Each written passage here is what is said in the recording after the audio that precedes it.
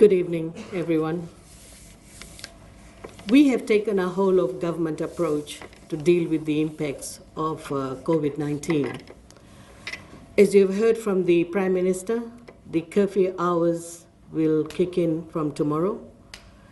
And as a government, we had to prepare our private sector so that they're not caught in this curfew. What we wanted the private sector to prepare well so that they can continue doing their business, doing what they do best without any hindrance.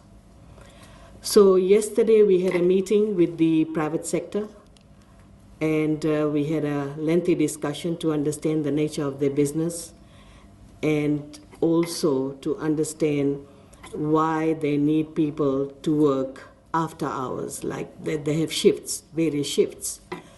So we came to know that there are a number of businesses such as call center, service station, then we have got security services, also manufacturing sector, pharmacies, as well as taxis that operate 24/7. So after having this discussion with the private sector, we assured them that the curfew will have no impact on their business, except that they have to ensure that they follow the protocol, which is that when the officers leave for work after 10 p.m., they must carry a photo ID, and they should also carry a letter. That letter will be given to the police commissioner as well, so that the police officers at the checkpoint will do their work in a proper manner. So that was in the discussion we had was purely in that regard. Now, talking about the curfew again, it also will have an impact on the markets that operate around the country. There are farmers who come to the market at around 4:35 in the morning because they wholesale their produce at that hour.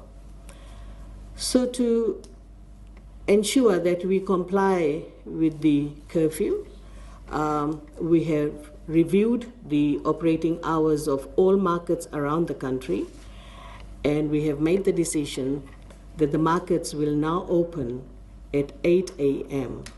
in the morning, and it will close no later than 7 p.m. And this decision was made after consulting the special administrators from all municipal councils. So the message now is for the public to know, as well as the vendors to know, that the opening hours of all municipal markets around the country has changed. Now, last week, we heard and we saw on the television that the number of vendors who reported to the market were lesser than the previous weeks. And in fact, in Osori, 30% less vendors came to work, as well as in Suva. But yesterday, the situation was very different. We saw that 100% the market vendors were selling the produce. But at the same time, we also saw that the public gathered in the market and created this overcrowding, which is not in line with COVID-19. As a safety measure, as you know, we're talking about physical distancing.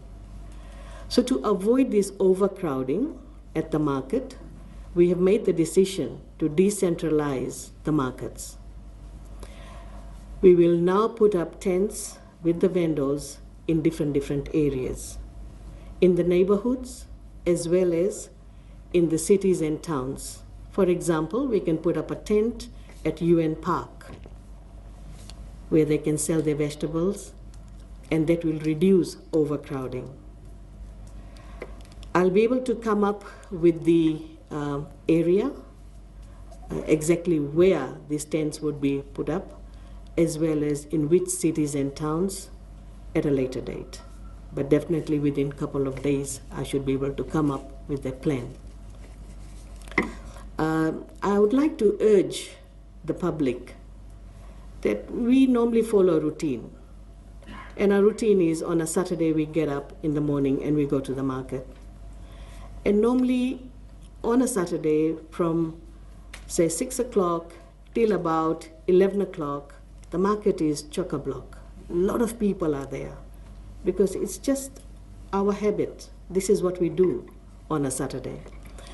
I'm urging the public to change that habit now with coronavirus.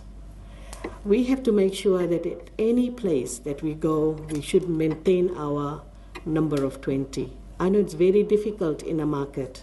That's why we are decentralizing markets.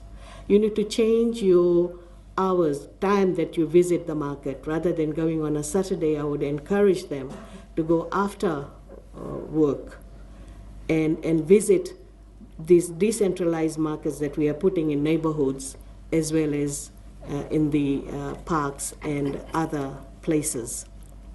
This way you will be safe, your family will be safe, and of course your community will be safe. So this is my message to the public as well as to the market vendors. Do you have any question? Minister, given that most of your vendors are in rural areas, what efforts are you making to educate them about these new changes to marketing hours? Marketing hours, as you know, we've been having this discussion with the market vendors previously as well to change the market hours. We were trying to shift it to 7 o'clock to 8 o'clock. But they were so used to the idea of coming to the market early in the morning, and their reasons were that the farmers were there early in the morning.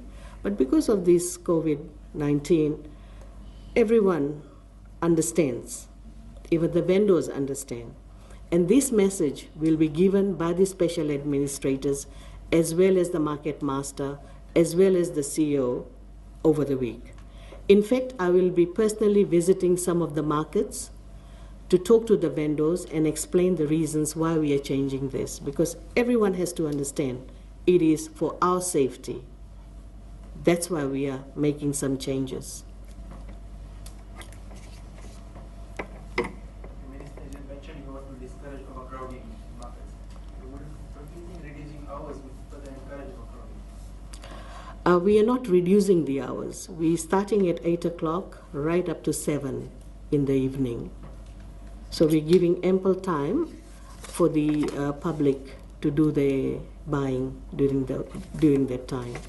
I understand that we should be creating new venues for these market vendors. How do you ensure that they would maintain their social distancing from each other? Will there be officers around to see this? As you know, we've been talking about personal responsibility.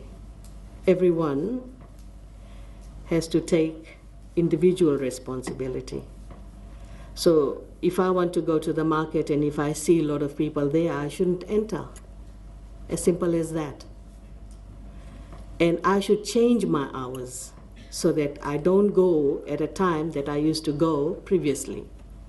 That way, if everybody does that, we will be able to reduce overcrowding. But as I said, as an individual, you take your personal responsibility that when you see overcrowding, please, you see a lot of people there, just don't go there. Will the weekends be open 7 days a week? 7 days a week, as you know, we have not been opening our market 7 days a week, except for Nendi, Namaka market, that opens 7 days a week. However, in Suva as well as in Ba, they do sell outside. We will not discourage that because so long as everything happens within the curfew hours, outside the curfew hours. So that should be acceptable. Last question. Just one question. You did mention that for businesses that operate late essential services will have to provide a letter and also photo ID. In case this is not been done by these businesses that operate late till night, what sort of penalty is in place, like the health minister had said, if People breaching the advisory faces up to amount to 5 years imprisonment or $10,000 fine. So in this case, what can I Well, we are very flexible in the sense that we don't only going to ask for the photo ID. Even sometimes, you know how the businesses, they carry their ID cards. Here we will accept the voter ID cards as well, voter cards. And we have had lengthy discussion with the business community. And as the police commissioner already mentioned, the idea of curfew is not to stop business. The idea of curfew is to stop loitering and unnecessary activities during that time.